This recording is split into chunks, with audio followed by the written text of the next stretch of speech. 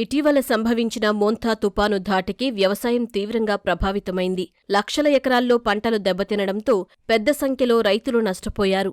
దాదాపు 80 నుంచి 100 కిలోమీటర్ల వేగంతో వీచిన గాలులకు ఖరీఫ్ పైర్లు పడిపోయాయి. కోస్తా తీరంలో కోతకు సిద్ధమైన వరి పంటకు తీవ్ర నష్టం వాటిల్లింది. పలు ఉద్యాన పంటలు కూడా దెబ్బతిన్నాయి. అయితే ప్రకృతి సేద్య విధానంలో పండించే పంటలు తుపానును కొంతవరకు తట్టుకుని నిలబడడం విశేషం.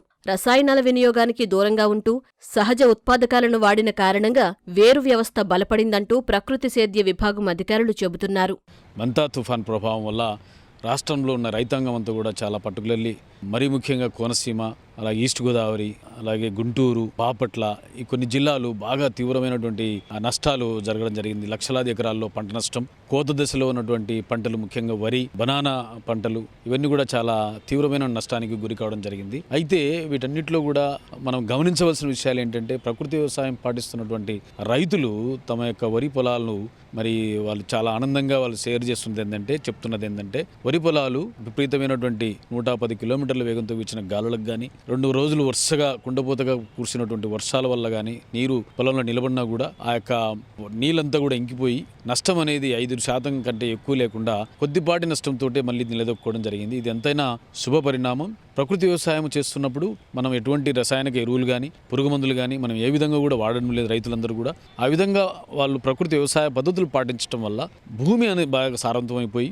మొక్కలు చాలా బలంగా ఎదగటం, దానివల్ల ఫలసాయం కూడా చాలా మంచి నాణ్యమైన ప్రొడక్షన్ అనేది కూడా తీసుకోవడం జరుగుతుంది. వరి మొక్కలు ముఖ్యంగా రైజోసీత్ అంటాము. ఆ రైజోసీత్ అంటే మొక్కలు మట్టి కణాలంతా కూడా ఆ మొక్కకు పట్టి ఉంచేటువంటి గుణం. దానివల్ల ఏమవుతుందంటే మొక్క అనేది చాలా స్ట్రాంగ్ గా ఉంటుంది. మొక్క యొక్క కాండం కూడా చాలా స్ట్రాంగ్ గా ఉండటం, రూటు మరి సూటు రేషియో చాలా స్ట్రాంగ్ గా ఉండటము, అలాగే ప్రకృతి వ్యవసాయం ద్వారా పండించినటువంటి పంటల్లో ఉన్నటువంటి ఆ యొక్క సెల్ అనేది లేదా కణ స్ట్రక్చర్ నిర్మాణం అనేది చాలా స్ట్రాంగ్ గా ఉండటం వల్ల గాలులు వచ్చినా ఎక్కువ వర్షాలు పడి ఫ్లడ్స్ వచ్చినా కూడా అవి పడిపోకుండా నిలబడగలిగినటువంటి సామర్థ్యాన్ని ప్రకృతి వ్యవసాయంలో మరి మనం చూస్తున్నాం. తుపాను గాలులకు చాలా చోట్ల అరటి, పసుపు పంటలు దెబ్బతిన్నాయి. గాలి వేగానికి తట్టుకోలేక అరటి మొక్కలు నేలవాలాయి. దీనివల్ల పంట చేతికి రాకుండా పోయింది. అలానే పసుపు పంటలో పలు సమస్యలు తలెత్తాయి. దుంపకుళ్ళు, పుచ్చు సమస్య పెరిగింది. కానీ ప్రకృతి సేద్యం విధానం అనుసరిస్తున్న అరటి, పసుపు పైర్లలో మాత్రం చీడపీడల సమస్యలు ఉత్పన్నం కాలేదని రైతులు సంతోషం వ్యక్తం చేస్తున్నారు.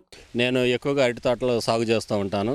గత 3 సంవత్సరాల నుంచి మాత్రం ప్రకృతి వ్యవసాయం చేయడం మొదలుపెట్టాను. ఫస్ట్ నేలను తయారు చేసుకోవటం, నవధాన్యాలు చిమ్మి చేను రెడీ చేసుకున్న తర్వాత అరటి మొక్కలు నాటుకోవటం, ఆ తర్వాత అరటికి వివిధ రకాలుగా జీవామృతం అని, పంచగవ్యం అని, ఇట్లాంటి హ్యూమిక్ యాసిడ్ ఇట్లాంటివన్నీ స్ప్రే చేసుకోవటం, మొదల దగ్గర పోయటం, ఆర్గానిక్ వ్యవసాయంలో చేయటం, అట్లా చేయటం జరిగింది. ఇలా చేయటం వల్ల ఏం జరుగుతుందంటే పెరిగే మొక్క చాలా దృఢంగా గట్టిగా పెరుగుతూ ఉంది. చిన్న చిన్న గాలులకి అలాగే ఎండలకి తట్టుకొని నిలబడటం జరుగుతుంది.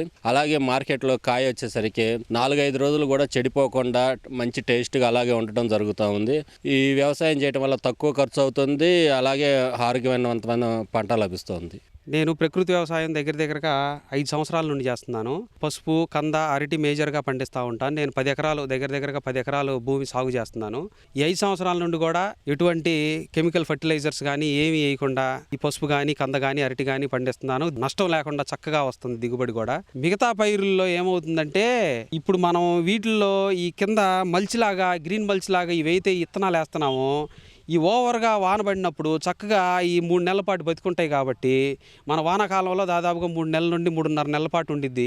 ఈ ఓవర్ ఇరిగేట్ అయిందంతా కూడా చక్కగా ఈ తీసేసుకొని పసుపుకి ఎంత కావాలో అంత ఉండి డ్యామేజ్ తక్కువ అయ్యేటట్టు చూసిద్ది అనమాట. ఇప్పుడు ఇంత తుఫాన్ వచ్చింది, ఇంత వాన నిలబడి మా కందకాలన్నీ నిండిపోయినా కూడా మన పసుపు ఇప్పుడు వరకు చక్కగా చాలా బాగుందన్నమాట. దీనిలో మనం కావాల్సింది ఏంటి, దీనిలో తెగులు రాకుండా నివారణకు మనం గ్రోత్ ప్రమోటర్గా పంచగవ్య కానీ అవి స్ప్రే చేసుకుంటున్నాం. దీనిలో ఇప్పటికి 2 సార్లే స్ప్రే చేశాను నేను పంచగవ్య కూడా. ఈ పంచగవ్య కూడా 2 రోజుల నాడే స్ప్రే చేశాను. దానిలో ఫిష్ ఎమునో కానీ అవి స్ప్రే చేసుకుంటా ఉన్నాము మనం. ఇప్పటివరకు తెగులు కూడా ఏంటంటే చాలా వరకు కంట్రోల్ అయింది, కొత్త కూడా రాలేదన్నమాట. ఎందుకంటే వాళ్ళు ఏంటంటే యూరియా ఇవన్నీ ఇస్తారు కాబట్టి అది ఫాస్ట్ గ్రోత్ ఉండి దానిలో కింద కాండం బలం లేక కొంచెం గాలి దోలంగానే మొత్తం సాపల్లే పడిపోయింది అనమాట. మొత్తం ప్రకృతి వ్యవసాయం చేస్తే అదే చెప్పడం లేదు. మనం ఎట్లయితే చిన్నప్పటి నుండి ఎక్సర్సైజ్ చేసి బాడీ గట్టిగా ఉండిద్దో అలాగే అవి కూడా ఏమైతే అంటే చిన్నప్పటి నుండి గట్టిగా తయారయ్యి ఎటువంటి కొంచెం ఏదన్నా బలంగా ఉన్నప్పుడు తట్టుకోగలుగుతాయి కొంతవరకు. ప్రకృతి విపత్తులకు ఎలాంటి పంటలైనా తలవంచాల్సింది. అయితే సహజ విధానాల్లో పంటలు సాగు చేస్తే నేల సారం పెరగడం, ఆరోగ్యకర దిగుబడులు సొంతమవడమే కాకుండా కొంతవరకు ప్రతికూల పరిస్థితులను సైతం తట్టుకుని నిలబడే అవకాశం ఉంటుంది. ఇలాంటి పరిస్థితుల్లో రైతులను ఇటుదిశగా నడిపించాల్సిన అవసరం ఎంతైనా ఉందంటూ నిపుణులు సూచిస్తున్నారు.